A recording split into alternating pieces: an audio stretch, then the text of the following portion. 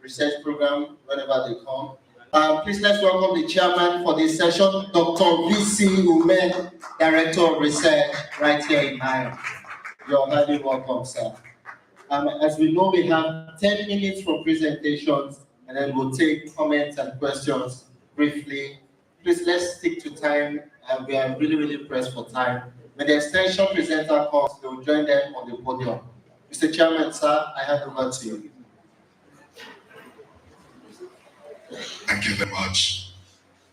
I know now we are full. So we will start vibrating without wasting much time.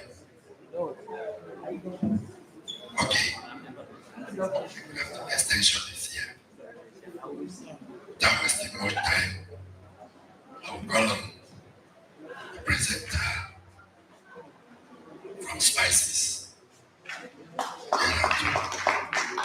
Thank you very much, sir. Please, just before you commence, I'd like to call the rapporteurs to please stay in their seats, but we'd like to recognize you. For Spices, we have Mr. Titi Oyewale. Thank you. Please let us get up for him.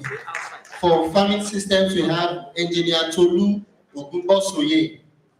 And then for Extension, we have Mr. S.A. Imam. Thank you very much. Please, you have it.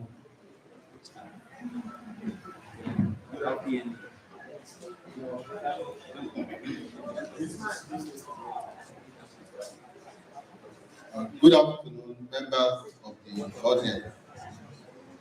I'm starting on the existing protocol. My name is Kayode Adedeji, and I'm presenting on behalf of the Spices Research Program. I'll be presenting the report of year 2024 activities. These are the members of staff of Spices.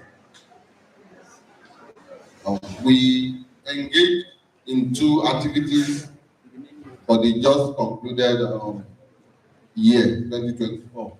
And activity 1 is entitled Feed Evaluation and Advancement of New F4 Hot Pepper Breeding Lines. That's F4 fourth filial generation. Now, as said earlier, that meaning the soul that does not eat pepper is close to the grave.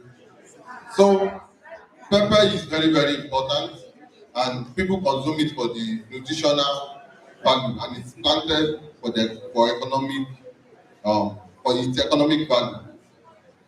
So, the justification. Imported improved varieties of pepper are expensive and are not easily adapted to our local environment. And this is one of the main problems farmers experience. Another problem that farmers experience, of course, leading to poor yield, is the use of poor quality seeds. And this poor quality seed translates into low yield. Then we'll talk about again. Thus, there is the need to create new pepper varieties with desired preferences by pepper farmers and good adaptation to the diverse pepper growing conditions in Nigeria becomes very paramount. The aim of this research work was to determine the preliminary yield potential of F4 pepper breeding lines, and the specific objective is to evaluate the agronomic response of 45 pepper breeding lines under the rain-fed open field conditions in Nigeria.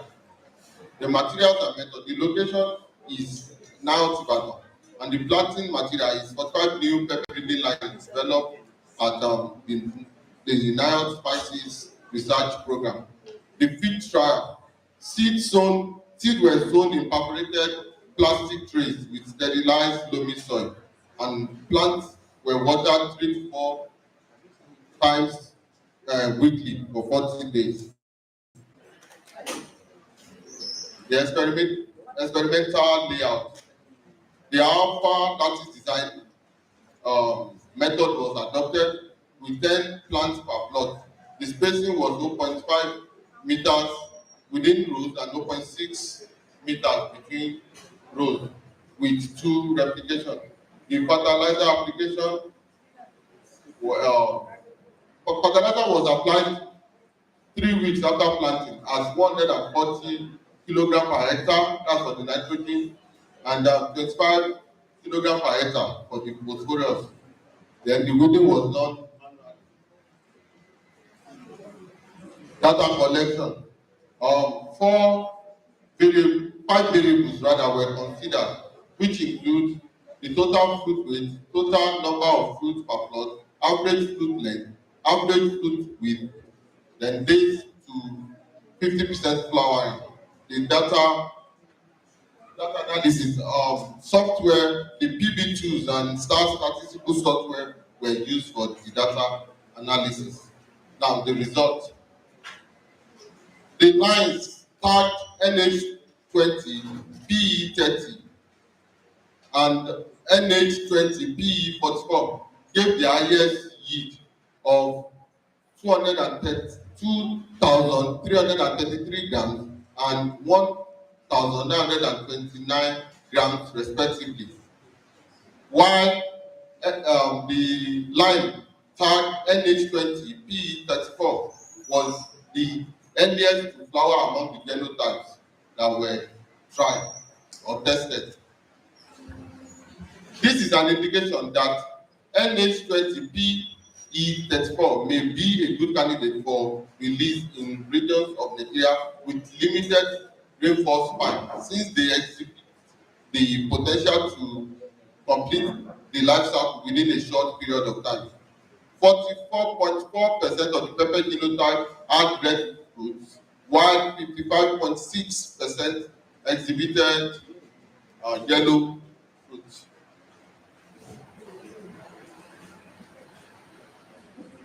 Now this is the table describing the fruit length, the fruit width, and the days that took the plant to flower up to 50%, then the yield per plot, the number of fruits per plot as well.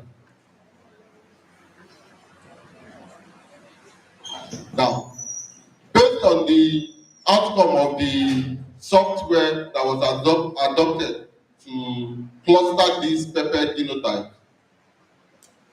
the pepper genotypes clustered into 4 groups. That's what group cluster 1 to 4, as presented in table 2, which I will show later. Then cluster 2 had the highest number of genotypes, that's 27, followed by cluster 1, which had 11, cluster 3 had 5 genotypes, and cluster 4 had 2 genotypes. Conclusion. The selection of the pepper breeding lines from cluster 1 and 4 could result in early maturation, high yielding genotypes with larger fruit size within the population. Now, activity 2, entitled Preliminary Feed Characterization and Purification, Selection of New Basil Breeding Populations. Background: Basil, which the Yoruba people call Efirin, botanical name Osimium species, is an important spice which is in high demand for its nutritional and medicinal value. It has antioxidant properties, antimicrobial properties, and a lot of phytochemicals that prove to have ethno-medicinal values. Now, justification. Identification of new basil genotypes with desirable aroma, biochemical properties, and plant architecture is crucial to meeting evolving consumer demands in Nigeria. The objective of this research was to identify select and advance new vaccine genotype with desired traits of interest. Now, materials and methods. Fluorescent color. Young flower were covered with pollinated bags to minimize outcrossing with vaccine stands. Result: 30 new vaccine breeding lines were identified and selected from this exercise, and about 60% of the selected lines expressed purple to light purple stems and leaves, while 35% of these selected vaccine accession had green leaves and stems. Less than 20% of the breeding lines express dark green stems and leaves. Seed harvested from bagged flowers, buds of selected stand have been raised in nursery and transplanted to the field for further selection and verification.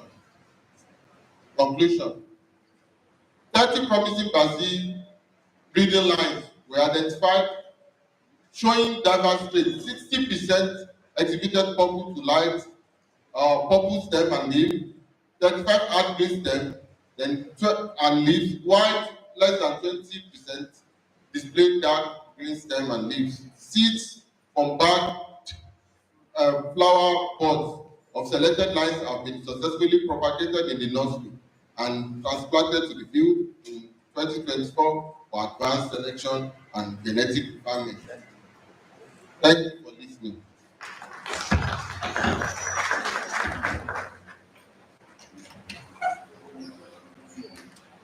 Thank you. Please let us give him another round of applause.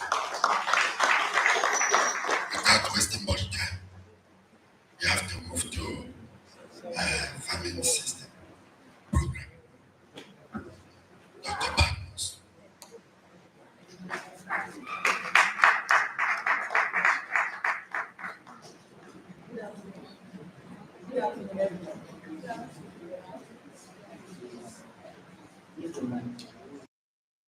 Good afternoon, everyone.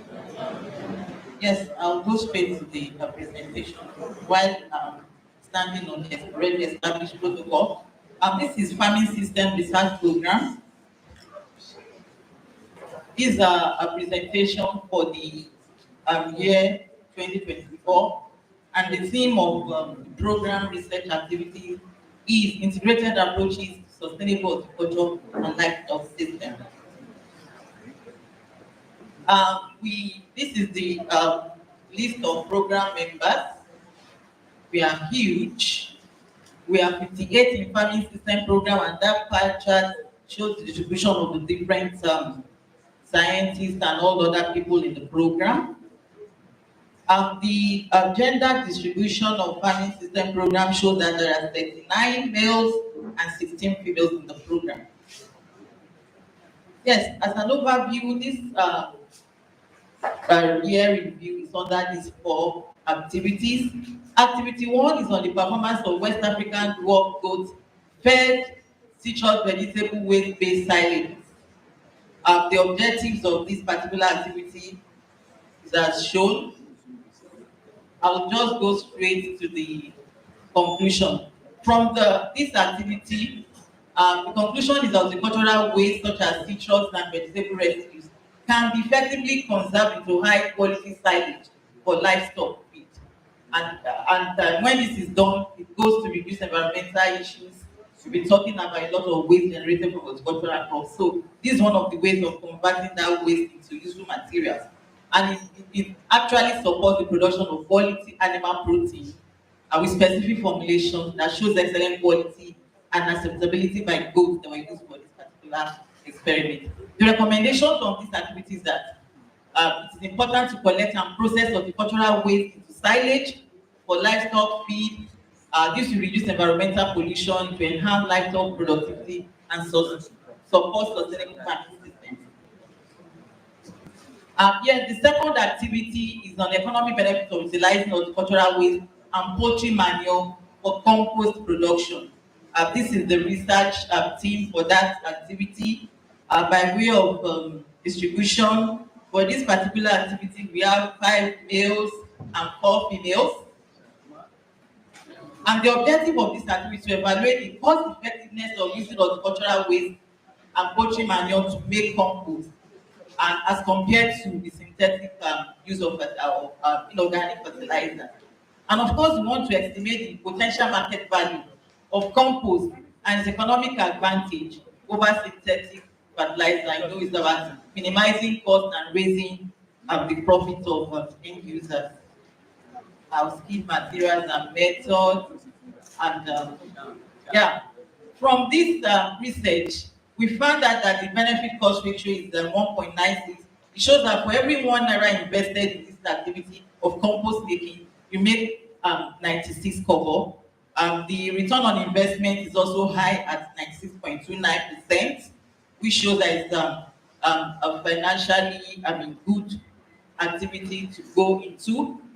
Now, the conclusion from this activity is that while citrus production in the orchard shows potential substantial economic value, sorry, that's not the recommendation. Now, the third activity is evaluating the impact and economic losses of fruit fly infestation in farming system orchard. The team is as shown. For this particular activity, distribution of gender shows there are 2 males and 5 females. And the objective of this activity is to assess the economic losses that we can actually attribute to fruit fly damage in the NIHOT organic citrus program and production system, domiciled in farming system. Those are the results. As a conclusion, citrus production in a farming system orchard actually holds a considerable economic promise, but its productivity and revenue potential, as reflected in these figures, has a lot of issue because of the impact of fruit flies. We have an average yield of 80 fruit per tree, and the pre-production period, one tree can actually produce up to 120 fruits. The current actual yield is 32 kg per tree versus the expected yield, which is 80 kg per yield. Annual monetary loss is about 161,000, and actually 25% of the total use is lost due to fruit flies. We also have additional losses from pests and of course from pilfering from human beings. Yeah. So we are recommending training of staff. Some of the staff will now to implement IPM systems that can be used to control fruit flies, also to strengthen the security measures to prevent theft and the non-pest related losses. And we are also recommending the adoption of improved orchard management practices, which we have been doing. And of course, to also encourage continuous research on value-added processing of damaged fruits to recover some of those financial losses, which is what we are actually doing by trying to, take these waste materials and turn them into compost and other materials. As for activity 4, is an economic analysis of the sole cropping and intercropping of onion with selected vegetables, and these vegetables are garden egg and pepper. This activity also has distribution of participants. We have only 1 male here and we have 5 females. This activity is also ongoing, and that's the objective stated there. This activity 5 is on the validation of a crop booster technology, and we are actually using the tomato varieties that have been developed by NIHOT. We are trying to validate this technology on Otitum 2, which is one of the varieties that have been newly released by NIHOT. And this is the research team. We have the pleasure of having the executive director in this team. Don't be jealous of us. And so for this composition, we have 7 males and 6 females. The objective of this particular activity, like I said, is a trial, and is to validate and assess this particular crop booster technology. We want to look at the effectiveness in tomato production at NIHOT headquarters by establishing a controlled environment for the trial and carrying out all the other necessary economic practices. This particular activity had commenced since last year, and the second phase is already ongoing. Those are the materials and methods. Data collection and analysis is still ongoing. And of course, in addition to not just validation of that technology, we also intend to carry out economic analysis on this particular technology to see whether or not this particular technology will be, something that the smallholder farmers can adopt at the end of the day. And so, as an objective, we intend to analyze the economics of using this particular crop booster technology on tomato production. Those are the methods and materials. Like I said, data collection analysis is still ongoing. This activity is an assessment of production, processing, and marketing of okra in Nigeria. Those are the members in that team. It's still an ongoing process. The objective is to analyze okra production practices, to evaluate processing and supply chains, to examine marketing systems as listed. Yes, Activity 7 is a ministerial program on the renewed hope of Mr. President on food security. Farming system also took part in this activity. We planted out NH Okra 1 for breeder and seed production, and we were able to harvest 236.5 kg of this particular seed. And for NHAE for 7-4, we had 21 kg harvested, and in total, we have an approximate 300 kg of all those seeds as our contribution. This is a pictorial representation of our fields during the process. And farming system is a huge program. We have a lot of units there. And so I will just scroll down this to show some of the activities we are going. While a brochure will be passed around to people. So that brochure will show you, okay, they've been given. That brochure is just an outline of what we do in farming system program. We have irrigation units. These are the activities that they did for the year. The service on pumps, the repair of our tank. So as we speak, the dry season vegetable production is ongoing and some other farming activities. And we'd like to express our appreciation to the executive director, who has always been supportive in this curriculum for you. And he made sure that whenever we need any activity to be done, he meets our needs. We also have an agromet unit. These ones are responsible for taking all these climatic variables that we need for our research activity. We have a state-of-the-art automatic weather station, and we take readings there. People come from within and outside NIHO to access this information. Some of those activities of the agromet unit are listed. We have an engineering workshop. This unit specializes in routine maintenance and service of farm equipment and machinery, welding and fabrication, organization services, battery charging, and a host of others. Tractor, slicer, displacement repairs, metal chairs restoration, and a host of other things that they do. We have a soil lab where we do basic analysis and advanced analysis. Again, these are some of the activities of the soil lab. Of course, we have a livestock unit where we have cattle being kept. This unit is responsible for management of livestock in horticultural integrated farming system, daily oversight of institutional activities and all those.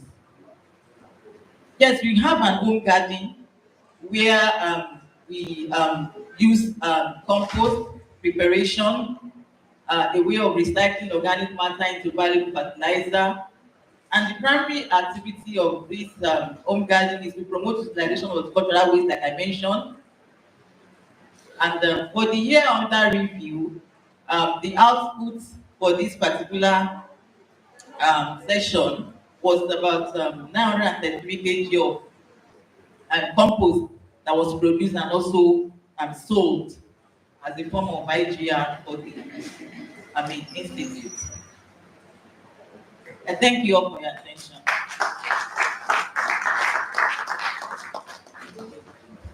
Thank you very much. Please let us appreciate her. We can now move to the last but not the least, extension.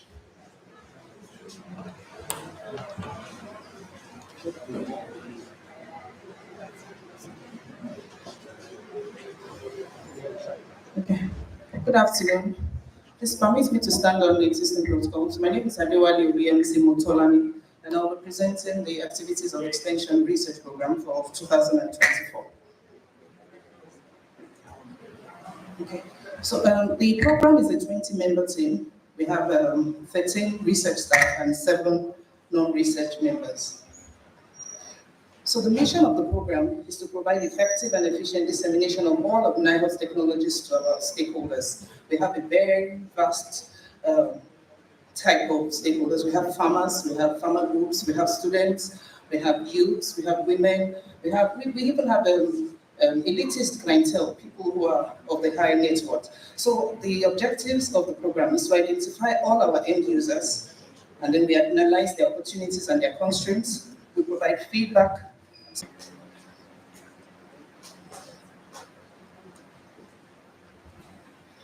A video of some of our adopted school projects. A short video, please.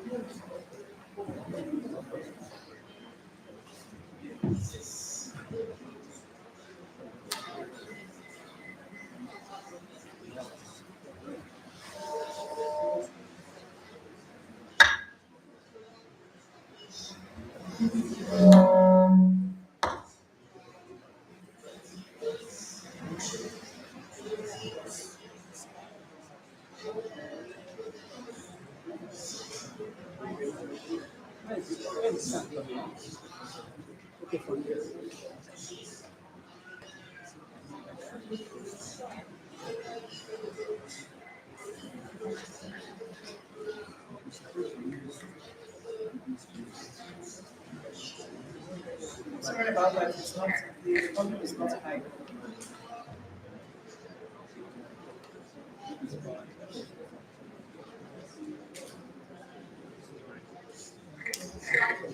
Apologies once again. That we simply wanted to show the institute a video of our activities in one of our adopted schools. They planted amaranth, NH Ammo 1 and NH Okra 1, and they harvested, they said they harvested 5 times, and they were really excited.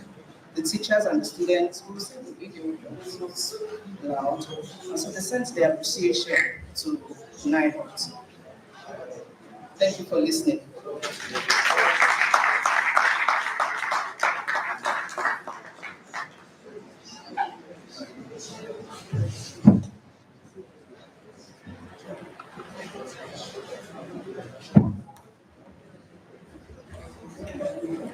Sorry for that break in transmission.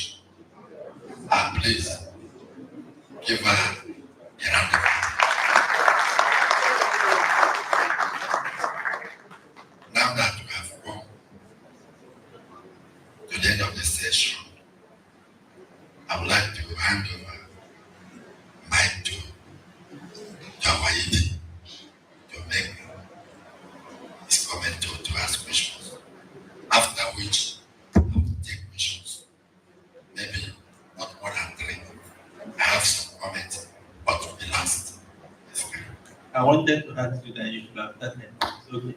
I will start. Yes, I think I should have been an intentionalist if I have not been an engineer.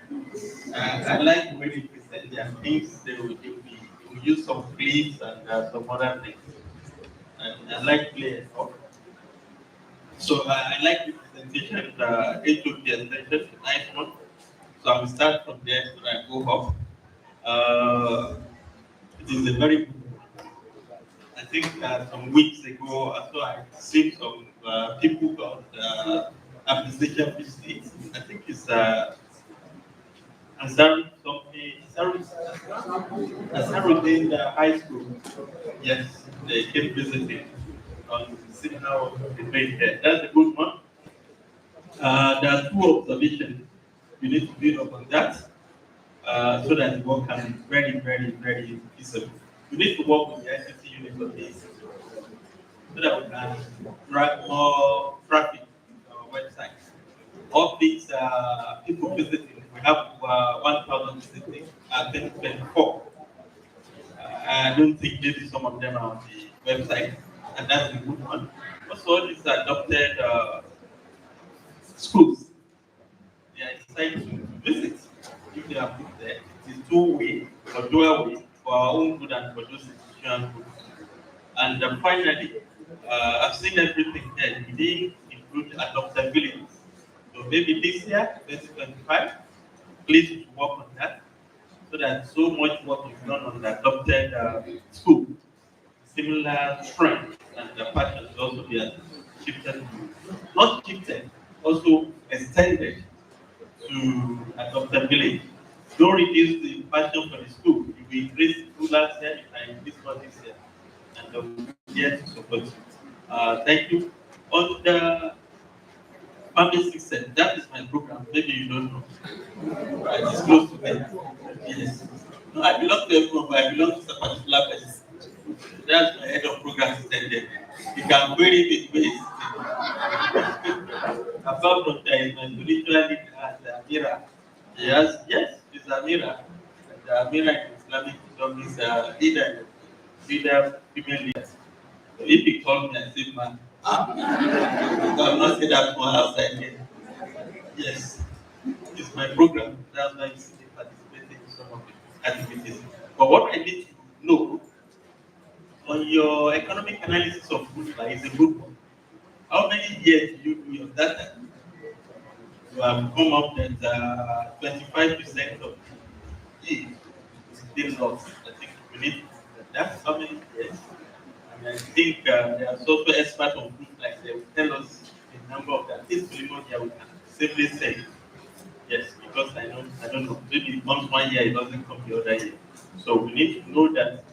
And the 25%, does it translate to the monetary value? Because say 25%, then you're talking of 32 kilogram per tree, listen and 80 kilogram. But it's a very beautiful. I love that word. That will even show if actually we put all the effort on the lives. I think it's an integral work that needs to be, upscaled. And that will help Professor Ume and many others in that line too. And then finally, on the spices, I met the spices when I was coming by Dr. K. That's a nice one. What I want to know is you presented two activities when I came. I didn't know you presented. It's on breeding. Excellent one. I don't know. Are you at the preliminary stage of breeding activities or you taking it to advanced stage? You know you are talking of F4. And you know when you want to cheat, that's when you do your FFFF. You go and ask Dr. Chris and Dr. Bitoye. I'm told that they do not tell anything every day. Just tell me when you are going to release it.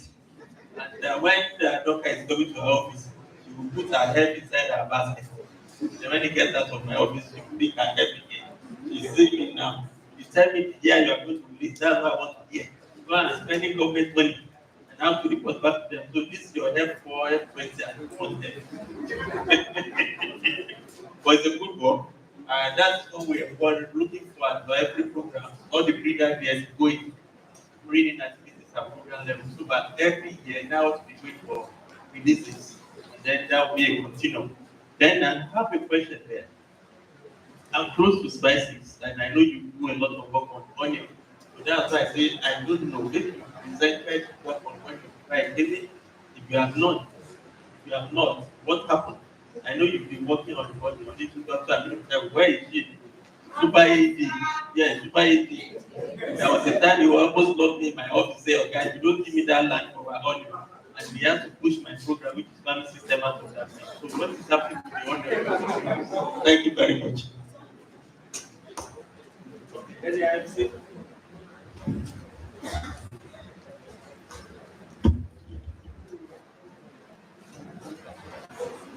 Question or comment to Dr. Kayode. The paperwork is quite interesting. The aspect of the cluster, I'm just wondering, I can't really differentiate exactly what the cluster one, cluster two. You only mentioned the number two as the highest genotype. What exactly are you trying to present? Are you trying to say there wasn't any duplicates? That's number one. Then I would like to know, cluster one, is it only red pepper?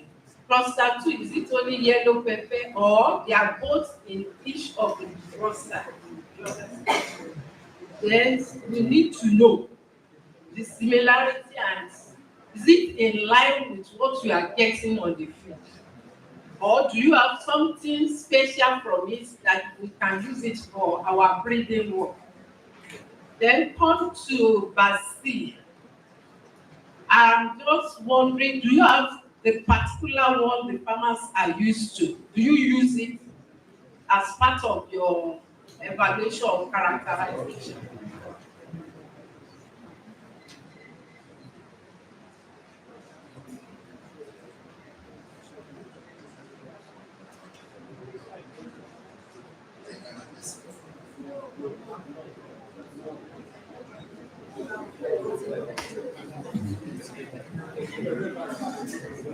Thank you for making the job light for us.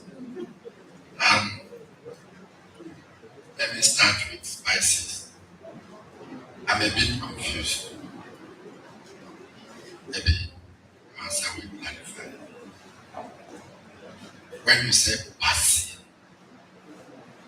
is it just Osimum gratissimum?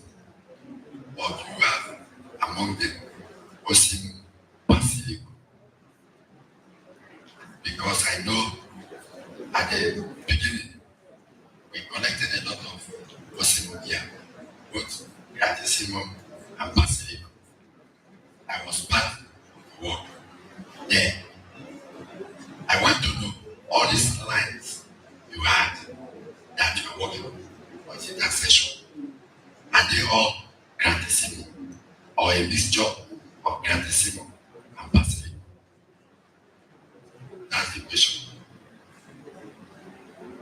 And then the farming system. The production of citrus, fruits, big tree. You say normally it's 120, but it went to 8 due to fruit flies. Those start with 120 is too low.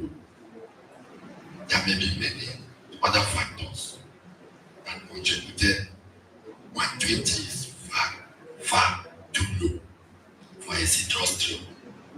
If well maintained and all the practices applied, you should be getting more than double than 120. So something is wrong somewhere. Coming to the fruit flies, many people here knows what to do. But when you don't do it, you get the result you get. If the eating push some people or the man, will I say, programs, go and do this, they will do it. After 2 weeks or 1 month, everything comes to square one. Nobody picks, nobody does any of that.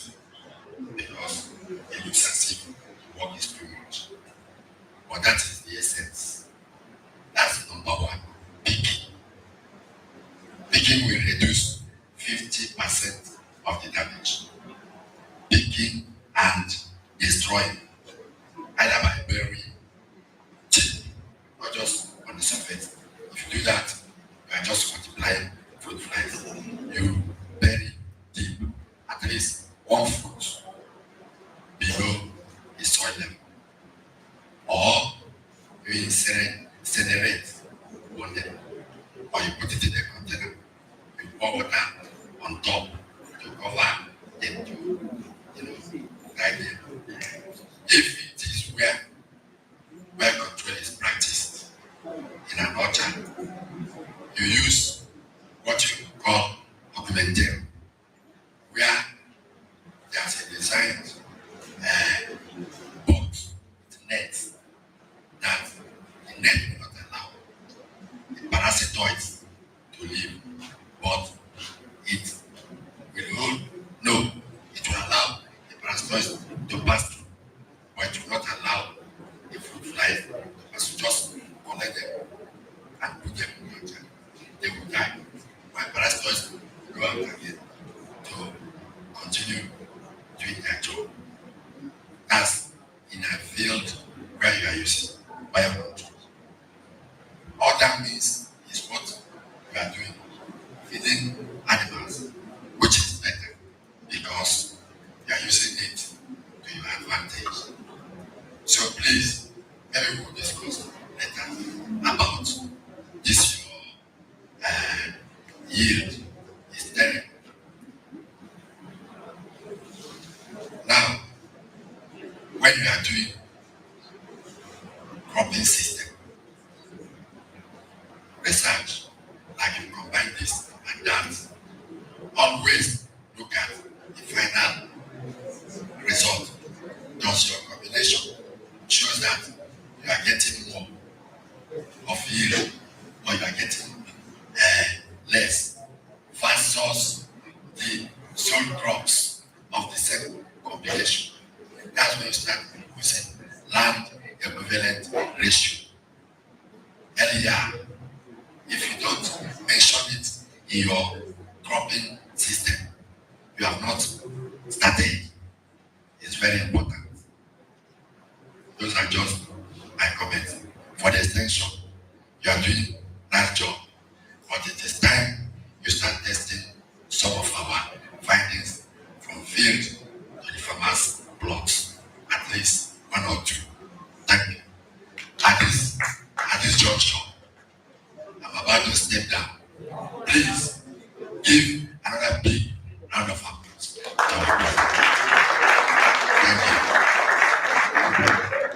Thank you very much, sir. Yes, we'll have the group photograph first before you leave. We'll count in, please wait. Now, maybe where are you?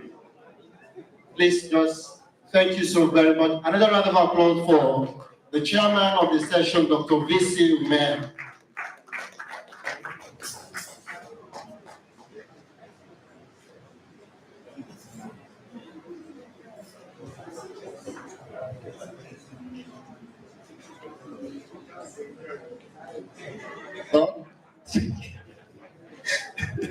Another round of applause for them, please. Thank you to all the presenters. Thank you so much. Right now, we will be taking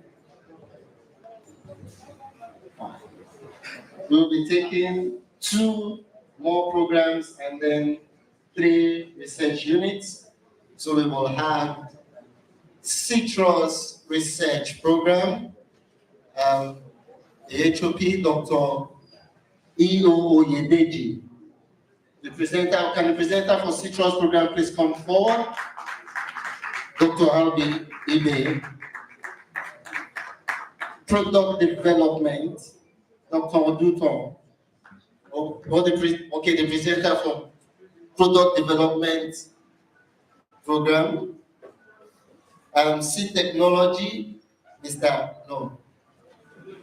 Akinleye. Please just put hands together for the presenter. No, I see Ms. Akinleye in my list. Put your hands together for seed technology unit presenter, please.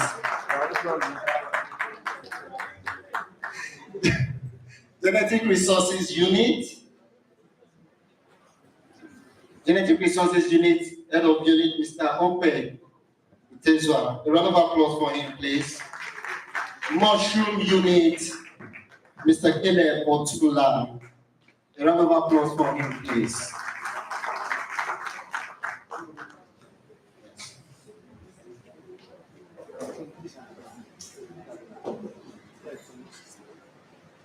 And the chairperson for this session, please put your hands together and welcome Dr. I.B. Adeoye.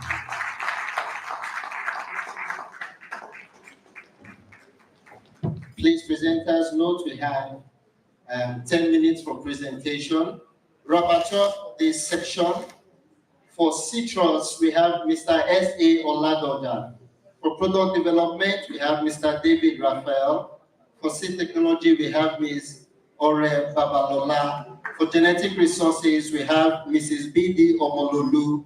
For mushroom, we have Mr. S.S. Nwoko. The chairperson, ma'am, I hand over to you. Thank you. Permit me to stand on the existing protocol, and without wasting our time, I will hand over straight to Citrus for their presentation. Thank you.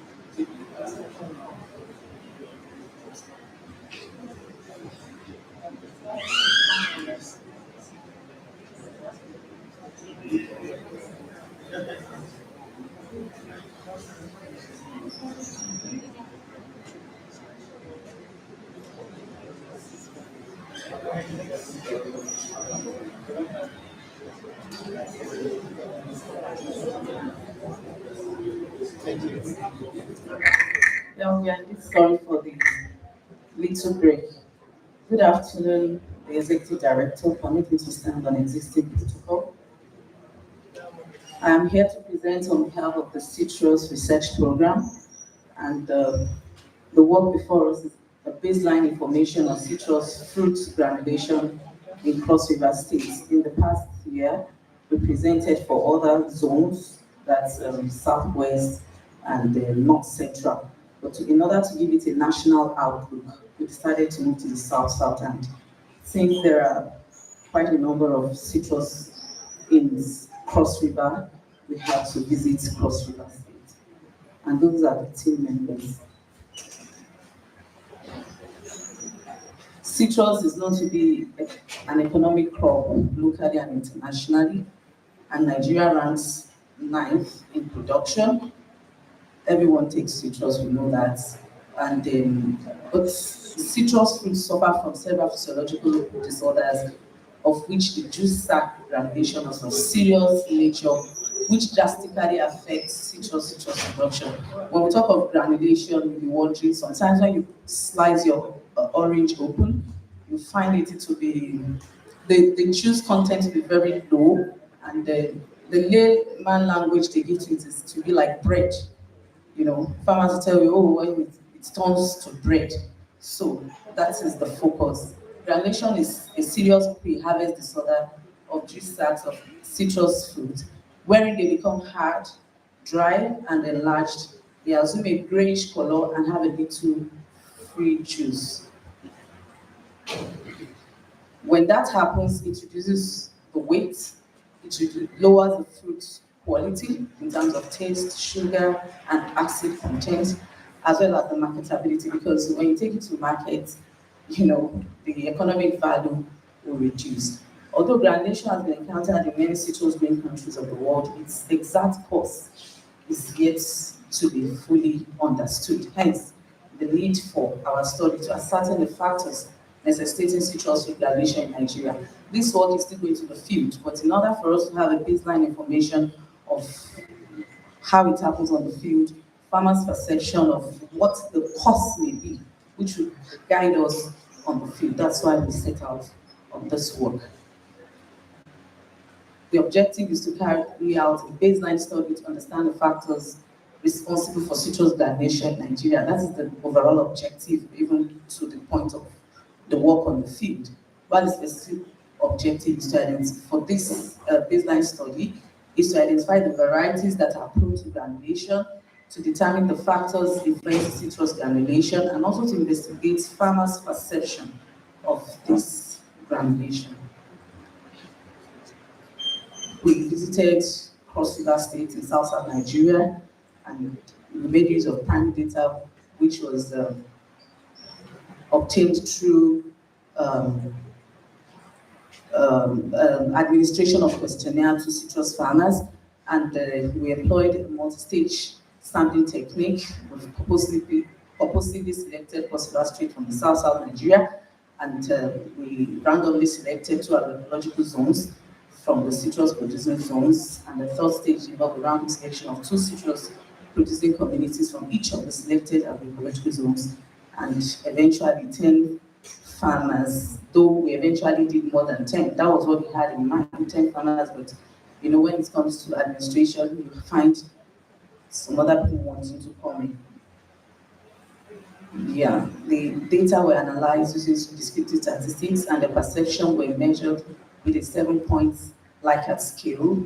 Disagree completely, somewhat disagree, undecided, somewhat agree, and agree completely. And the mean score was calculated in order for us to really quantify or measure their perception. The results and discussion. Here, the citrus farming is still male dominated, and the farmers are within the age of 40 to 49, up to 59 years, they are married. Majority good enough in Cross River with educated to the level of tertiary, because the age itself informs the group of people in that category. The household size is between 6 to 10, and the income, the highest income is on the average is between 100,000 and 1 to 500,000. You will see even greater than 1 million, because most of them too are cocoa farmers. So they have quite a big money in their hand. Yeah, primary occupation, of course, is farming. They have, but they don't have access to extension services. And I think this is a food for thought for our extension units, even though the distance varies. It's a member of association. In terms of land size, the highest land size is between 1 to 5 hectares. Although the cropping system there is not that they plant citrus solely like we see in Benue states. It's in between. You have citrus, you have cocoa, you have oil palm, and all that. Being planted together. The land tenure system is mainly inherited, and of course, mixed cropping, not so, and the labor is higher. Many of them do not irrigate their plants in dry season, so it's mainly rain-fed, and they do not apply fertilizer because many of them don't even see the reason for it. We collected all those data, but for time's sake, I have to limit it to all these ones. They don't see it necessary to apply fertilizer to the plants or irrigate them in any way, and they do not have access to information on how citrus is being produced. It's what they inherited from their parents that they are depending on, or they ask their co-farmers on what to do, and they've never received any training on production or management of citrus whatsoever. Coming to the age of the citrus, most of their citrus is between 11 to 30 years, of course, because they were inherited. And looking at the different types of citrus grown, the highest there is in general the sweet orange, and the spacing. Even though we have a larger percentage planting between 3 by 3, but many of them will tell you they don't really have any specific spacing. I just plant a cocoa here, oil palm there, So I think it's something we could train them on. Then, of course, as expected, they don't really know much about citrus, budding of citrus. Their plants are from seeded trees, and the rootstock it's only one person among the people interviewed that had budded seedling, which he got from Benue because he retired from the Ministry of Agriculture, and then he got it from a private nursery there. So, come to their awareness, they are aware of the granulation. How did they become aware? They have experienced it on their farm, and the season they feel it occurs more is during this dry season. In fact, now asking them of the varieties prone to citrus granulation, it said it is the sweet orange, and the cause, the highest there is still confined to the dry spell. So they are suspecting that it's because there is no water, and they don't even irrigate. So coming to their perception now, taking them through the Likert scale, we see that for low soil fertility, asking them whether they perceive whether low soil fertility causes citrus fruit granulation. They disagree with that, as granulation does not have anything to do with soil fertility. But they agree with the fact that late harvesting of fruits can lead to granulation. If you leave your citrus and you don't harvest it on time, it can lead to granulation. And they are undecided whether poor orchard management, in fact, they will tell you they don't really think so. And the age of this citrus, they disagree with it. So they strongly disagree with that. Somewhat disagree with that age of citrus does not really matter, but they agreed with late harvesting. Also, fruit granulation, they agree with that it is common during the dry season, as it shows in their or in the other slides. And also, they somewhat agree that granulation reduces nutritional quality. So that is why we are also going to do a nutrition analysis of granulated citrus. But that they agree completely with the fact that marketability of the fruits is going to be reduced when it is granulated, and that, of course, it will make the weight of the fruit to be very light. Thank you very much.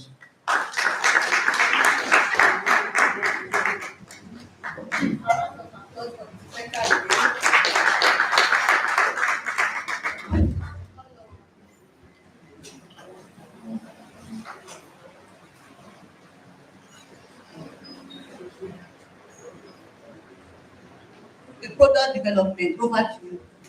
Thank you. Round of applause for her.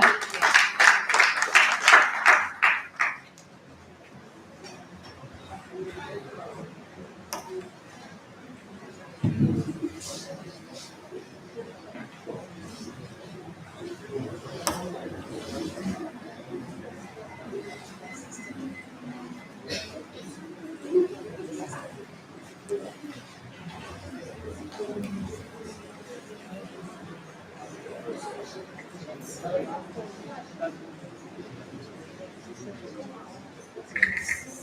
afternoon, the Executive Director, members of the IMC, our guests, and everyone present.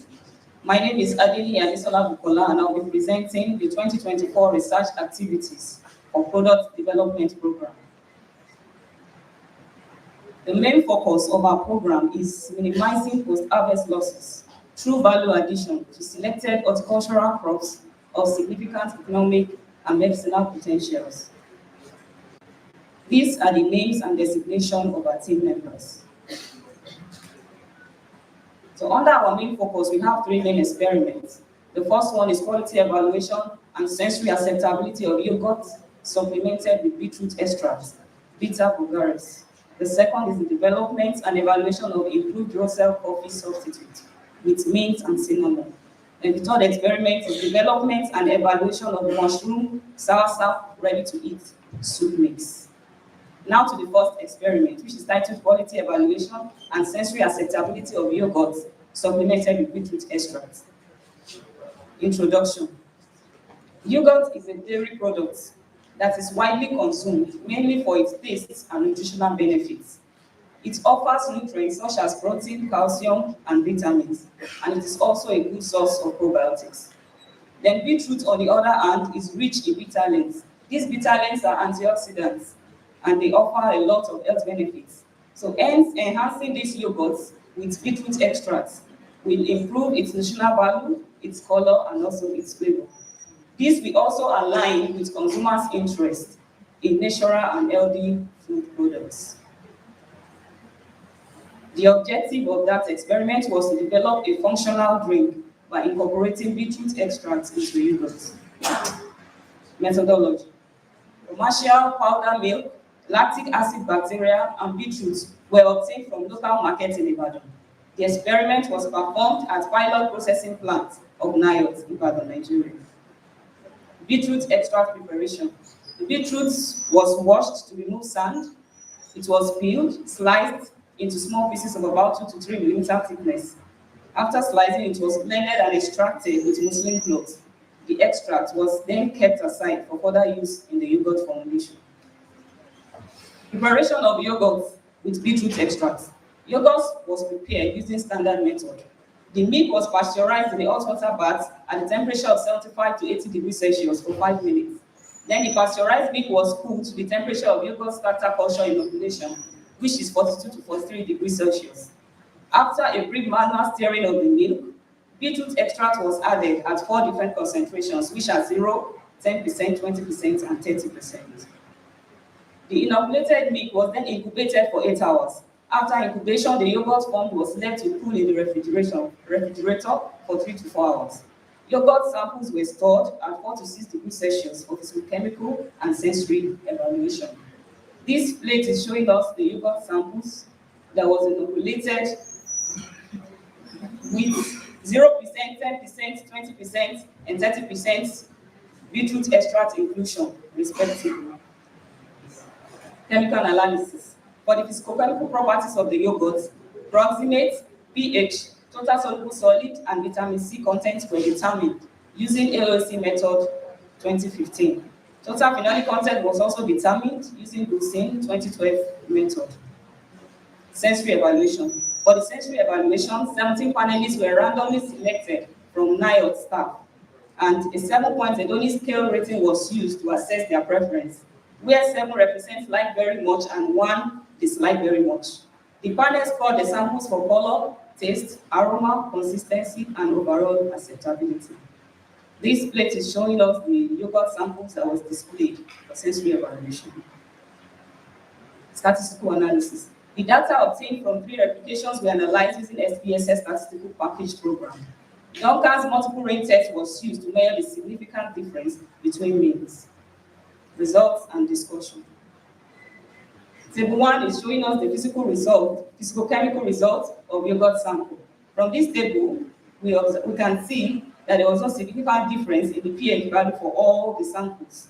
Then for the total soluble solid, sample with 0% beetroot inclusion had the highest total soluble solid content.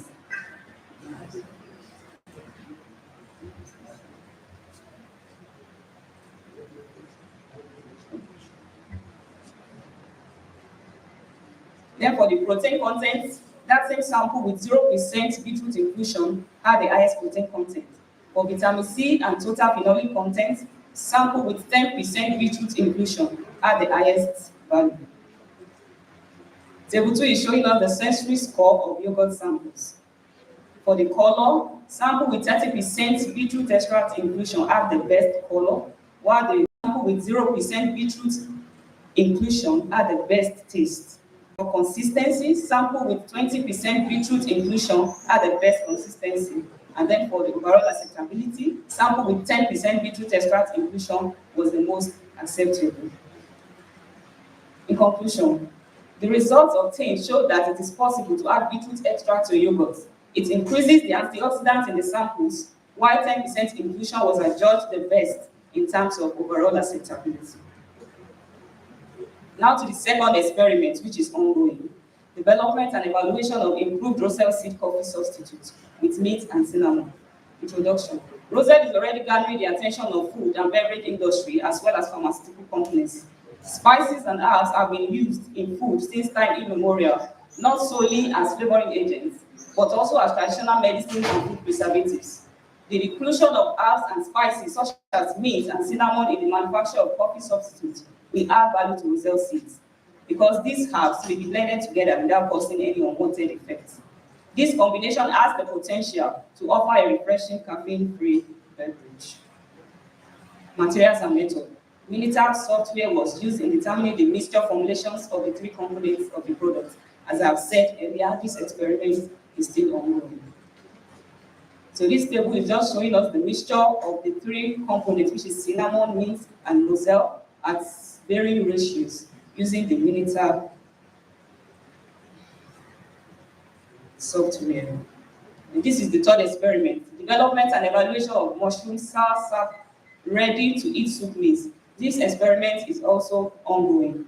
Increased socioeconomic demands has deprived growing population of time needed to prepare healthy meals, resulting in increased reliance on readily available and highly commercialized, less healthy food options. This study therefore aims to improve commercialization of ready-to-eat soup as healthy alternative to junks. Materials and method. Minitab software was also used in determining the mixture formulation. As I've said earlier, the experiment is still ongoing. Then this table is also showing us the mixture of the three components, which is soursop, mushroom, and cocoyam, at varying ratios using the Minitab software. Now to other non-research activities that were carried out. As a program, though we are not a field program, but we tried our best to contribute our quota to the ministerial assignment in the year 2024 by producing amaranth foundation seed of about 3.5 kg and of this variety. We use the surrounding of the processing plant for our cultivation. And the same thing goes for the okra seed. We were able to contribute about 1.8 kg of the okra foundation seed to the ministerial assignment. 2 minutes more. Okay. We were also able to process pineapple juice of about 4,200 bottles in the year 2024, orange juice of 2,540 bottles, mango juice of 425 bottles, and in total, we were able to produce 7,165 bottles of fruit juices. The program's 2023-2024 achievements includes the following: development and evaluation of multipurpose flour from Roselle seed, development and evaluation of coffee substitute from Roselle seed, enrichment of Burundi with Roselle flour, development and evaluation of antioxidant tea from avocado leaves and seeds. This is our program 2025 proposed project, and we are focusing on 1, packaging specification for NIOT developed value-added products, which are the juices, diluted products, and paste. The secondly, standardization of onion products, onion product storage and packaging, under which we have the following activities. Thank you for your attention. Thank you so much, product development. Please, let's appreciate that again.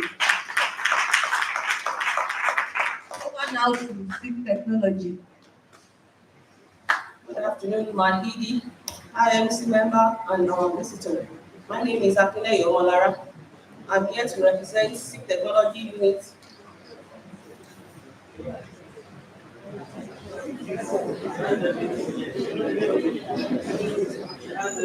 So, I'm representing SIG Technology Unit. This is our research topic. Variety development, maintenance, seed increase, and improve seed production technique in selected vegetables. These are the list of the staff in the unit. There are 22 in numbers. Our unit objective. This is to maintain genetic purity of all horticultural crop seed. Number 2, to improve crop productivity through quality seed production. Number 3, to multiply the seed for the end user, researcher, the student, and the farmer. Number 4, seed quality evaluation. Activity 1, development and purification of pepper line. The objective, to identify the promising pepper line exhibiting high yield potential, tolerant to pests and diseases for further pre-breeding evaluation. Methodology. We have 35 pepper accession that were assembled. The seed were raised in the nursery. Nursery tray contained the sterilized soil. The pepper seedling was transplanted to the field at about 5 weeks after sowing. The experiment was laid out in randomized complete design with 2 replications in a single row plot of 0.5 meter inter and inter-row spacing. 250 kg per hectare of NPK fertilizer was applied at 2 splits. Half of the 3 weeks after seeding establishment, we applied first fertilizer. The second one was applied at bud initiation before the flowers opened. Weeding and other cultural practices were carried out as at Wendy. Data were collected on 5 agronomic traits as follows: the plant height, days to 50% flowering, days to fruiting, and fruit weight. Data were subjected to statistical analysis were separated using LSD, least significant difference, and Pearce correlation metrics were employed to determine the relationship between the agronomic traits. The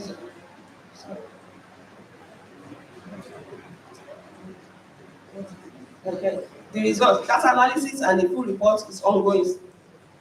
Activity 2, variety maintenance and seed increase. The objective of this activity is to ensure the varietal purity at least 95% of existing BIOS release variety for selected crop availability and access to quality seed. These are the seed modification that we did during year 2024. They have the Telferia, Amaranth, Tomato, Otitum 1, 2, 3, Cocorus, Oletorius, Oniyaya, and Ambadu, Opera NHS E47-4, then or NHS Opera 1. These are the results. For the Telferia, we received the yield of 35 kg of Telferia, for the Amaranth 4 kg, and for the Otitum 0.27 kg, and the location is at Iletutu. We did that one at Iletutu. For the Oniyaya, also Iletutu, we have 3 kg of Oniyaya and 11 kg of Ambadu. Otitum 1 that we did here at vegetable block 3, we can see we have 0.67 kg. Otitum 2, for Otitum 2 we have 0.94 kg. For Otitum 3 we have 0.2 kg. And for NHA E47-4 we have 18 kg. Ministerial breeder seed. Crop assigned for us, the breeder seed of tomato, Autumn 1 and okra, NH8E47-4. The planting was set up on July 20, 2024 and transplanted on a 0.5 acres field 4 weeks after sowing. The management was done, the fertilizer was applied as at when 2 weeks after transplanting, and urea was also applied at 4 weeks after transplanting. Common 7.5 ml of water was applied on the onset of the fruiting. Days to 50% flowering was recorded at 52 days after sowing, while 72 days was recorded for the days to 50% flowering. Harvesting was commenced 80 days after sowing. Seed extraction was soaked for 48 hours to ease the removal of the seed of pulp. Seed were extracted, ear dried and weighed and packed tight seed envelope. The activity leads to the production of 9.8 kg of breeder seed of Autumn 1 tomato. Germination and physical humidity and seed moisture tests were carried out on it. This is the picture of the nursery to harvest of Autumn tomatoes breeder seed. NH847-4 breeder seed. The sowing was, we have 2 feet for this one. We have one at the botanical and the one at the back of citrus. And the total area of land for the two is 0.7 hectares. And the planting date was August 22, 2024 and September 17, 2024 respectively. The management, the plants were fertilized with 5 grams per plant, 20 to 20 with NPK 2020 at 4 and 7 weeks after planting. Pesticides were applied at 2, 6, and 8 weeks after planting to control pest infestation and disease management. Rogging was done to ensure the varietal purity with 3% off-type recorded. The feed was weeded at 4 and 7 weeks after planting. Days to 50% flowering was recorded at 43 days after planting, while 57 days after was recorded at the days to 50% fruiting. Pod harvesting began. The pod was spread at the Syngenta spring house for 4 weeks to facilitate. The total pod weight was 320 kg. The trailing of the pod for the seed removal is ongoing. Activity 3, seed quality evaluation. The objective is to assess the actual planting value of the seed in terms of germination capacity, percentage composition of the seed, of the pure seed, weed seed, and other cross species, extraneous matters, and safe moisture storage. Number 2 objective is to ensure the conformity of the specific standard. The method in the routine is setting sequence in the lab. Thank you.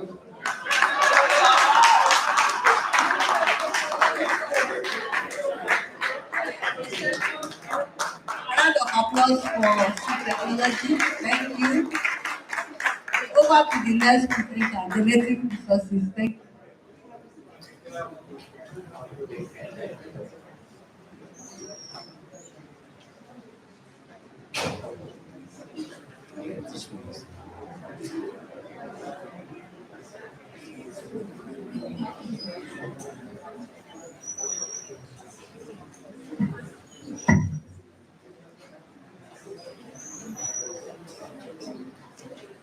Good evening, my Executive Director, IMC here present, fellow colleagues.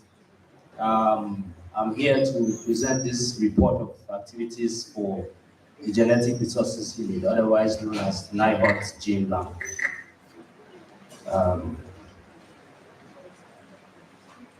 In the last year, we carried out these listed activities.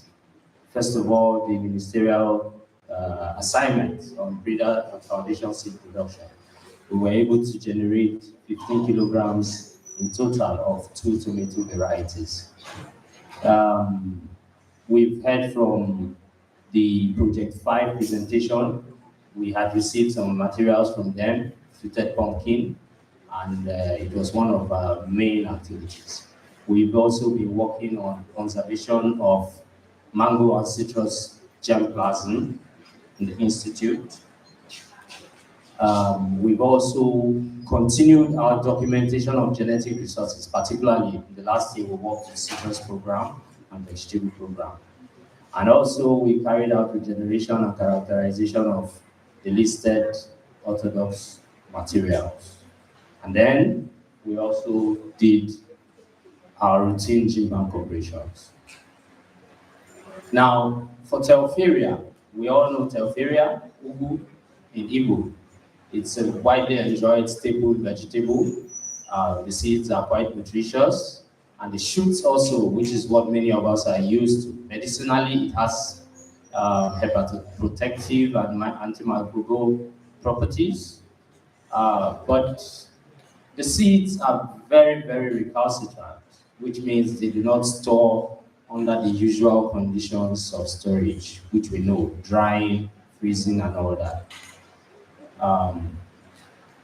When we got these materials, we immediately got to work. That was in November last year. So we drew up these objectives for Telferia. We set out to determine the optimum shelf life of keeping ugu pods for the case of the test conditions we were using. We also started to deploy a strategy to efficiently conserve the materials.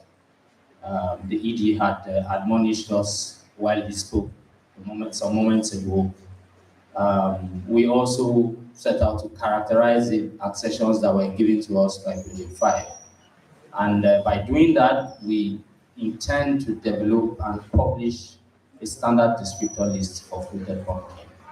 And then, with all these materials, we are determined to support and facilitate ugu breeding and improvement and any other allied research needs. Now, for the shelf life studies, as the regeneration rounded up, we were forced to start it immediately. Now, out of the 19 accessions that we got from Project 5, we successfully nursed 15, and those were the 15 that we took to the field. Of those 15, only 14 had female plants. One of the accessions, we were only able to grow 2 plants out of them, and they happened to be male, so we didn't have any progeny from that accession. Now, at the end of that field cycle, we generated close to 200 pods, but because of quality issues, 166 is what we documented and started off with the storage experiments. Our storage conditions are stated there. Now, we carried out this experimental procedure. This is in brief. The work is quite much. Individually, we touched each of the pods and were placed on a bamboo shelf. I'll show us as we go on. And then we've been taking detailed data, as I've outlined in the slides there. The pod deterioration in particular, there's really been nothing about it, so we've come up with a deterioration scale of the pods on a scale of 1 to 5, 1 being the least deteriorated and 5 being the most. Pod and seed characterization is ongoing as we work. And part of the conservation strategy is that we need to do ugu work on a rolling basis. We cannot stop it, at least for now. So a rolling nursery is there, and the pods that have attained DS 4 to 5 is what comes out, and they are nursed and transplanted to the Institute's Telferia germplasm conservation field on a rolling basis. That field started in November last year, and it's ongoing now. I've shown us here, this is how we're storing the pods in the short-term storage area. And the pictures you see on the right here is just to give us an idea of the kind of variation in pod characteristics inner that we see. Here we have very light yellow pods showing the mesocarp, and then we have the deep orange pods. We've documented about 3 or 4 distinct pop characteristics. You also see here that the seeds here are quite large, larger than this. There are a lot of what will come out by the time we start analyzing our data. Now, as I listed in our activities, we also have been working on conserving the mango and citrus germplasm in the Institute. 24 mango varieties so far have been documented. We are yet to complete that. But for citrus, which has been completed, 47 varieties currently in the Institute, and set out to multiply them for conservation purposes. We are targeting to multiply about 25 seedlings per variety, and also to have some rootstocks ready for germplasm collection activities, so that when we go out, we don't need to collect graft wood or board wood. We can carry out that on the field and bring back budded and grafted seedlings, just to be safe.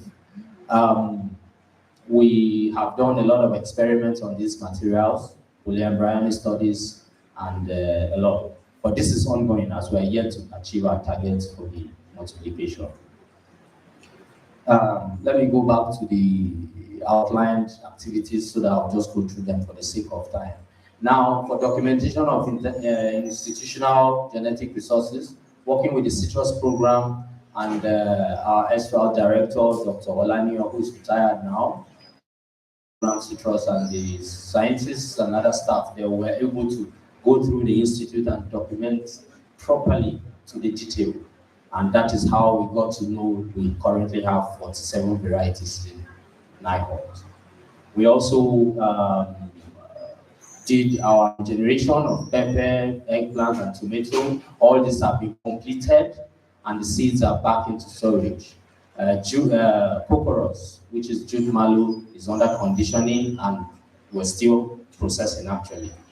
Our routine activities, as we know, we are a service unit, and we are there to work with everyone in the institute, regardless of your station or your program or your unit. All we need to do is to get in touch with us, or we get in touch with you, and we carry on the conversation and see how we can help achieve your objectives for breeding or any other allied research that you may have. I'd like to appreciate the minister, first of all, the executive secretary here represented, the executive director seated, the IMC, the RRPC chairman, and the whole team, project management and monitoring and evaluation, scientists, first of all, the GRU scientists, and then every other person. Support staff, first of all, GRU support staff, and every other support staff. Eshe, Lalu, Nagode, Isumechi. Thank you for GRU. Please, a round of applause for him. Over to mushroom presentation.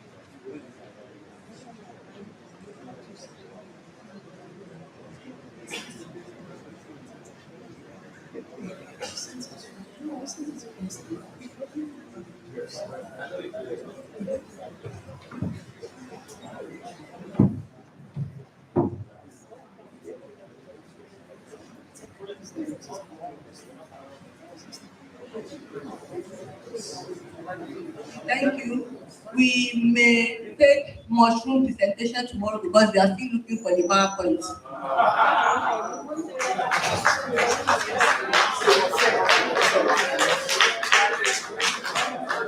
While he's still looking for the presentation, we can take questions and comments on the presentation from citrus, product development, seed tech, and genetic resource. Firstly, I want us to appreciate them again. Please, let's appreciate all the presenters.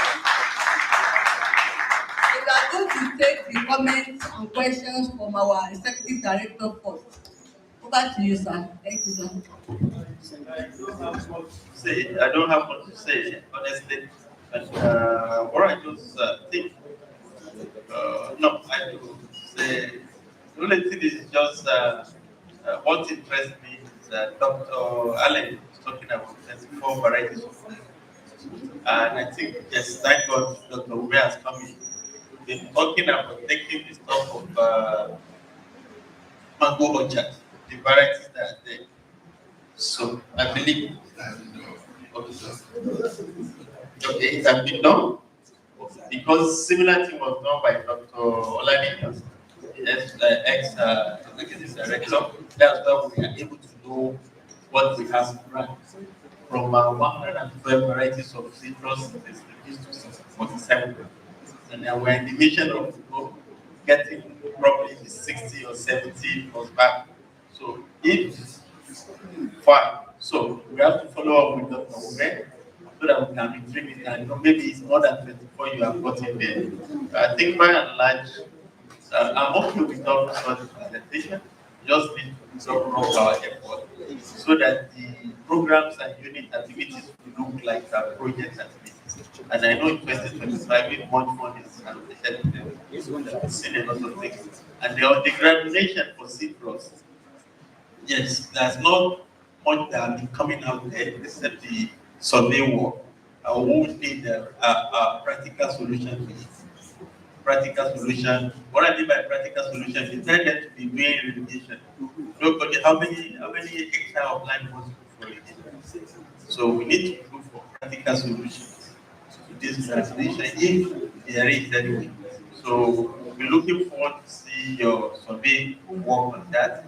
To come up with the model and know how to adopt it.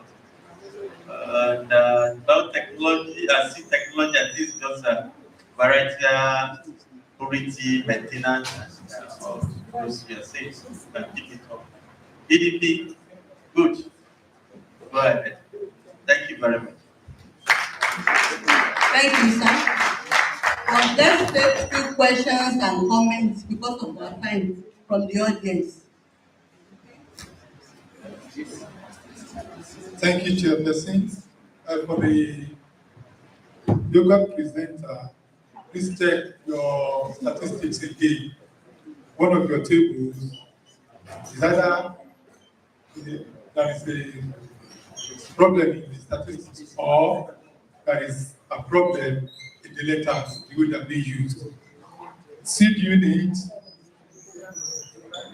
is better, raise it, you raise your materials, you can do it, but don't report it as an experiment. Because two replicates will not suffice in any experimental situation. Two replicates, no. It's a breeding agreed. It's a breeding something, but we are using, just check. One of the statistics you use, comparison of this row and that row, but if it's lattice, that is different. There's no lattice in the statistical materials used. And which this was planted, that was planted, as I've said before, 7 varieties of any crop. Which one are you recommending and why? Or what is the advantage of one, advantage of two, advantage of three, even if you are not picking any, because all those materials belong to you. So that farmers will know, if I'm interested in leaf, this one gives larger leaves. If I'm interested in yield, this one gives better fruit. NHAE 47-4 is being presented as if we are all mine owners and we know about the crop we are talking about. So that crop wasn't there, and I think maybe it's up from. I just want to say that for that number of lines, 35 lines, nothing stopped them from using 2 replicates at that level. After making their selections, they can go in for 3 replicates to reserve, to conserve resources, and also at a lower number of lines, they can do more replications. Then my suggestion or question goes to Dr. Okwe. I'm just thinking it's an interesting work, and it's something I will love. It will be nice for us to have the storage again, the capacity for us to have the area to store longer. You understand? And I'm just thinking, what are you using any process, or you are going by nation, or just making selection by chance? Did you understand what I'm saying? You are just keeping it to see how long and selecting, or are you using other means to test to get the ones that will store longer and you can bring the donors? One more question. Then for the other question, you can write it down and submit to the presenter. Dr. Ume. Yes, thank you. There has been an argument over what do you call it? There's statistical something. You shouldn't go into a lesson because the error times will be very, very high. And you know, your what do you call it? Degree of freedom is very low. If you are just trying to reduce the number of lines, what you did, you can use lattice and select. When you select and you want to go into statistics, you make it at least 3. You understand what we are saying? You can use 2 for your selection, but if you start 3 into statistics, what will be your degree of freedom? When you have to remove 1, n is n minus 1 is 1. Doesn't make any statistics. That is good. What you did is not wrong, but don't go into statistics. That's by the way. I want to ask the people in Mocho,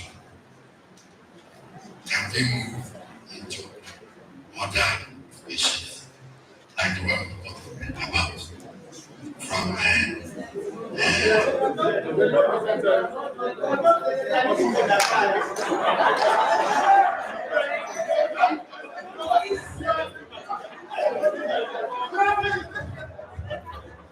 Okay, please go back to, we take the other questions later. Let's allow Mushroom to make their presentation. Mushroom, over to you.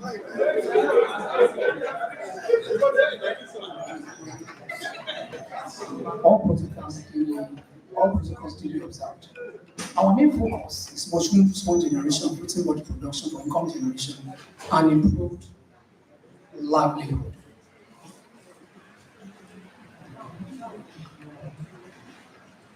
And this is the star strength of the unit. Mushroom has many nutritional and health benefits, and its production is actually gaining ground. And the most beautiful aspect of it is that we use agricultural and horticultural waste materials to cultivate mushroom. And for sake of going into extinction, that was why we got engaged in producing the spawn, which actually is the seed, so that we can continuously have mushroom fruiting bodies. The main objective is to evaluate various materials for spawn generation and fruiting bodies production. And you may ask, what informed our choice of substrate for the year under review that we are reporting? There was a particular time around our building there, we saw lots of cider aputa. Yoruba people call it Oshepoju. One of our scientists got inquisitive about it, read about it, and discovered that it has lots of medicinal properties. And having at the back of my mind that fungi, they feed saprophytically. So if we can explore it to grow mushroom, if the mushroom is able to absorb these medicinal properties and we're able to consume it, of course, we believe it will go a long way to solve some health challenges. So that was how we got the idea of using this cider aputa or shepoju as a mushroom substrate. It was collected, and the objective was to assess the possibility of using that cider aputa as a mushroom substrate, bearing in mind the immense medicinal properties. Of course, there were two stages. The usage of the fresh and possibly later on, the usage of the dried mushroom substrate. So the methodology was collection of the substrate, the cider aputa, and of course we have the seed with us there. It was prepared, it was sterilized. After sterilization, it was spawned. Spawning actually means introduction of the seed. It was incubated in the vegetative room and cropped, then with mycelia proliferation. The results, sawdust alone, because it was in ratio, sawdust alone, fresh cider aputa alone, then a ratio combination of 1:1, 1:3, and 3:1. So the results show that sawdust alone, fresh cider aputa in combination with sawdust in ratio 1:1, 1:3, and 3:1 add mushroom fruit body yield. But there was none on fresh cider aputa, which could be attributed to the resin content of the fresh cider aputa. Then the highest fruit body yield was 42.67 grams, observed on substrate combination of ratio 1:3, supplemented with rice bran. Rice bran is just an additive to add value to the protein content of the mushroom produced. From here, we can see there wasn't any production from the usage of the fresh cider aputa, as explained earlier. This was cider aputa, the other substrate that we used. This substrate, I will still come back to it in the subsequent report. We observe sometimes too, across our building there, lots of droppings of citrus, the oranges. Of course, farming system, they were using it for silage production. And one of us became inquisitive again. Can't we just join them and use the droppings to cultivate mushroom too? Remember, our slogan in mushroom cultivation is turning waste to wealth. And one of the meetings too, Dr. Ndebuko talking with Dr. Abdurrafiu about some of the non-viable seeds that they have. And we had to write the seed down.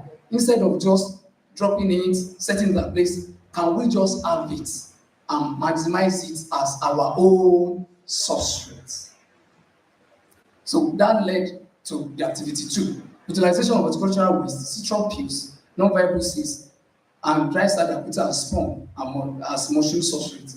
The source activity, collection and drying of fresh cider aputa and citron peels and mushroom substrate, then collection of non-viable okra seed as spawn substrate. The objectives was to determine the suitability of the peel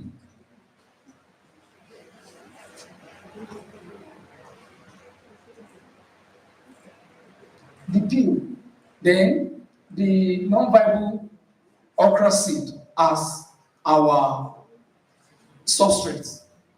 For the citrus peels and cider aputa, the two materials were harvested separately cut into 3 to 5 cm They were separately composted in the ratio. We have cider aquita alone, the peel alone, then sawdust alone, then ratio combination 1:1, 1:3, and 3:1.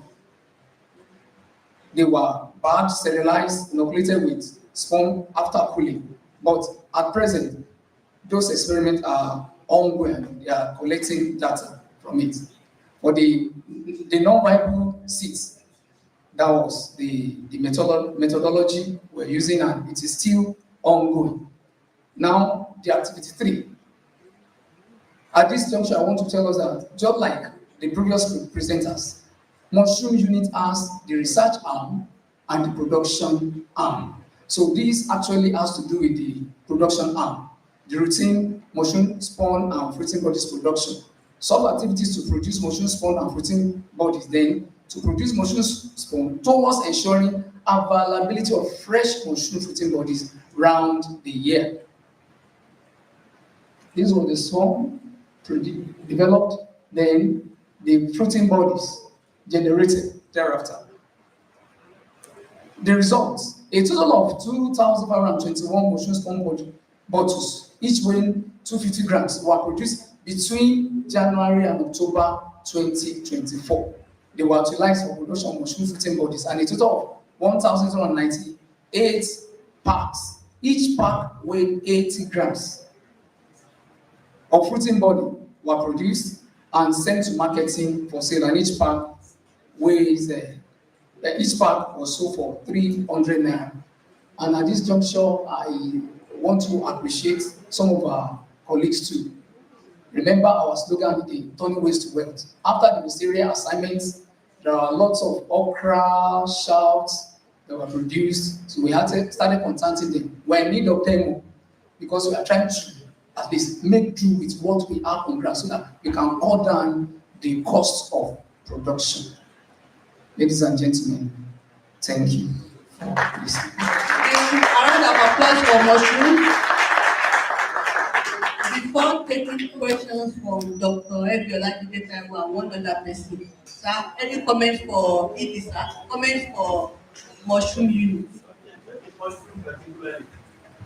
I think other things was saying, let me think, like, so that today I understand all about they just, inspiration just come. I'm not a pastor, and I'm not a, but just today I know, I've known that sperm to be seed and mushroom to be fruit, but I didn't even know. Today I just open my eyes and I did it. So I think I can now call me properly if I can go into farming now, because it is the substrate that you use to produce the spawn. Just like they don't speak, then the spawn will now use to produce the mushroom. I don't know, it's just today I got to clear it. Each time I go there, I'm always afraid of mushroom. When we are going home, they say they kill people. Yes. Is it not the one they follow you? Up to now, I don't eat mushroom.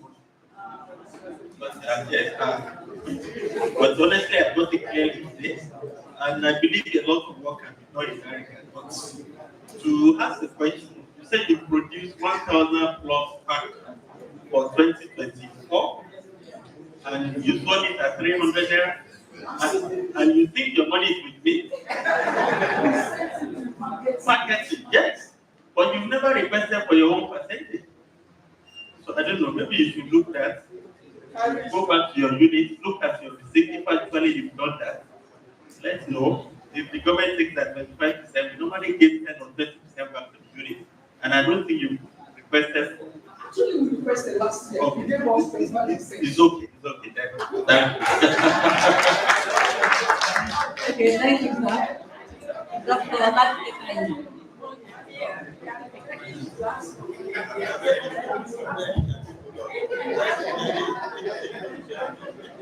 Yes, thank you, Chairperson.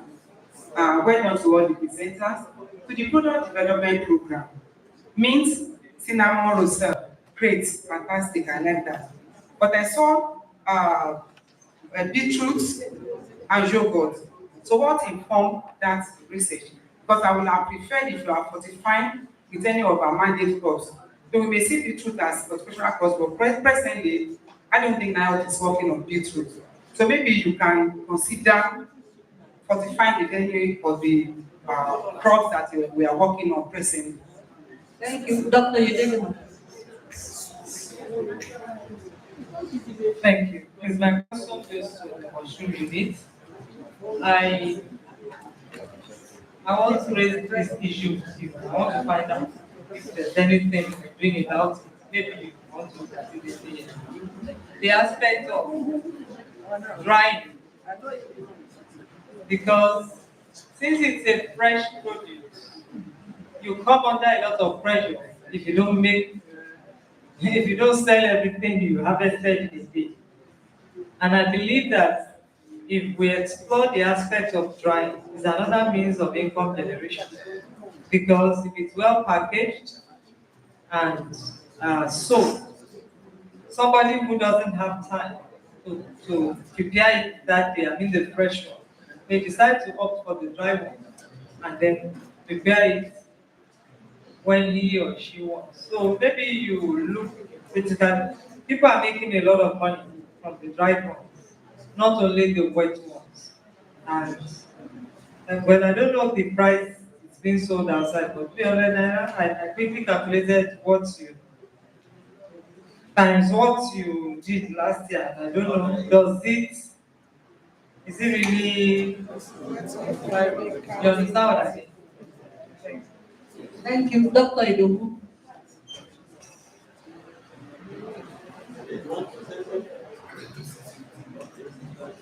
Okay, sir. Please, sir. Thank you. When I came in, I thought everybody has done because I went out. So that was why when I met, I said, let me ask something from Mocho. But now that they have presented, what I wanted to ask is that. Thank you. Is there any possibility of venturing? I'm asking to your guy. I know you are the main person when it comes to nurture. Is it possible to go into termitomyces? I've been working on termites, and I know termites, especially macrotermites, takes this fungi to go and digest the cellulose it injects. If you go to the middle of the material, you will see the cell chamber. It gets this termitomyces to digest cellulose before they use. So, and when you look where you have termite, you will see it growing there. Is that big, large head? So, and yes, it's big and it's very nice. I eat much. So I want to know, it has been difficult, but there are some, let me say, inroad now towards, growing termitomyces. Thank you, sir. On the issue of termitomyces, I think Oga, we spoke about it over 10 years ago. But eventually we were able to grow it. We were able to grow it, vegetatively. But it never fruited. Initially, it was full of contamination. But eventually, when the work was published, we discovered that we were able to grow the mycelium. After growing the mycelium, the thing refused to fruit. Until I came across a publication that says the termite has the secret for its cultivation. So I stopped at the mycelia level. But now that you are talking about it, maybe we have to revisit the something. Ma, you mentioned that of drying. The first time Oga came, he came to mushroom, even though there was strike, he met us working and gave us a lot of promises. Sir, one of our requests was to dry this mushroom.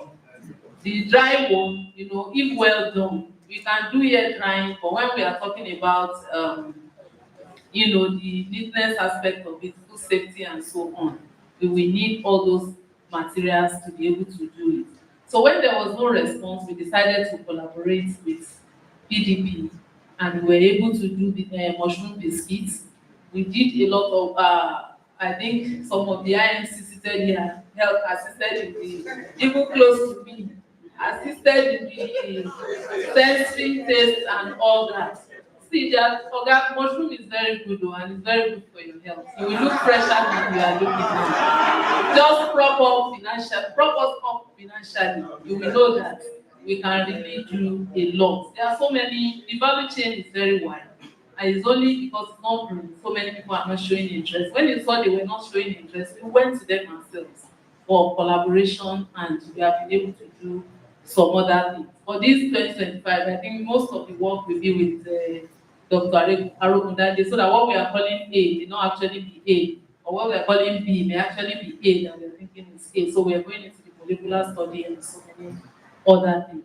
Thank you, sir. Thank you so much, ma'am. Yes, I know I made some promises. Honestly, it's not been very easy. You understand? And, I can share it with you, but I can give you another, not promises this one, that's the hope. Just the day, director Dr. Joseph told me they brought their PCR. The PCR we are meant to have bought it since February 19th, but it's just coming today. Government, no, government has been giving us plenty money. So it is when the money comes to break it up. So the PCRs are come. I have some microscopes are also coming. So that is how the appraisal will come. It's already in the hand. The word has been awarded. The work has been awarded. It's just taking time. So please, just and the metaphysics you are talking about. I know how to get this.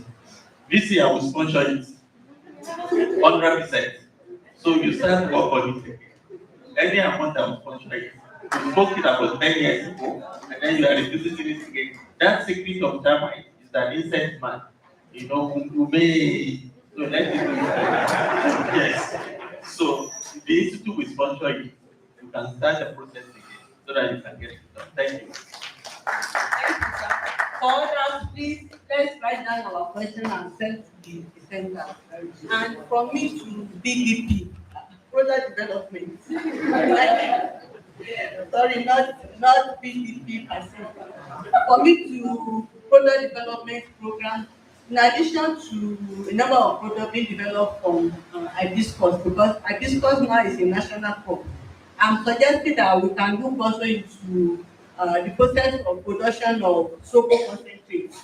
I think that would be very good too, and be added to your catalog of products. Then briefly now, I'll give to Dr. Allen and others to respond very quickly, because time is not on our side. Thank you. Thank you very much.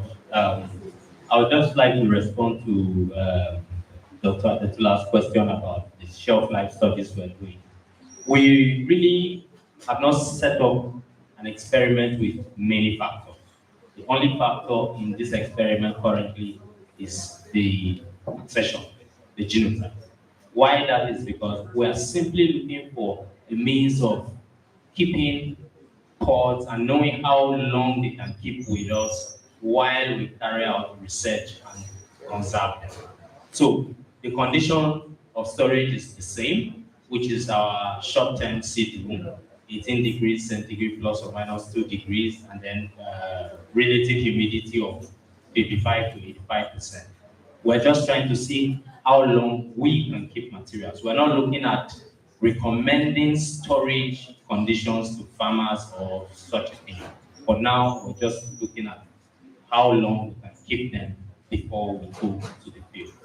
And to the ED, it is well noted. I will move closer to Dr. Ome and see how we can follow up with the macro documentation. Thank you so much.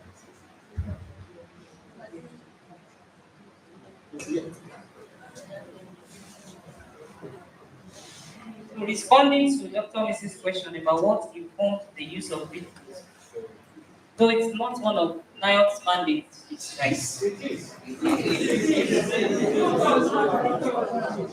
it's an horticultural crop that's still underutilized. And aside it health benefits. It can be used as a natural colorant in the yogurt, rather than use all the artificial additives that we normally use that are detrimental to our health. So we chose beetroot because it can be used as a natural colorant aside its health benefits. Thank you. Okay, so thank you so much to everyone. Thank you to all the presenters. Please let's appreciate them. Thank you very much, Chairperson. Now for your group photograph, please. Now have your group photograph. Okay, please a round of applause for Dr. Ivy Adeoye.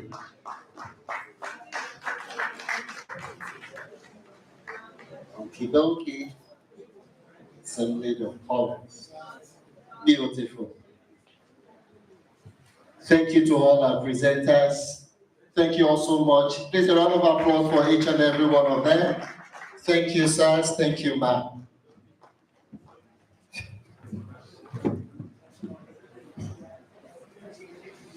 Cross River Station.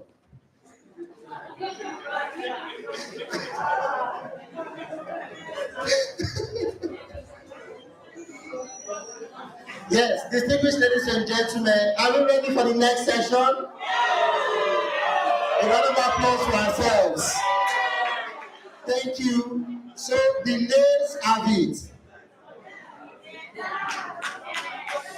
I'm good at this speaker job. The names have it. The names have it. So by the resolution of this house hereby resolves that the next session to be chaired by Save Our Soul is hereby pushed to 9 a.m. sharp tomorrow morning. Biotechnology, biopesticides, information and documentation, 9 a.m. sharp, starting the session tomorrow morning. This means we should all be seated at least by 8:50 a.m. No time wasting.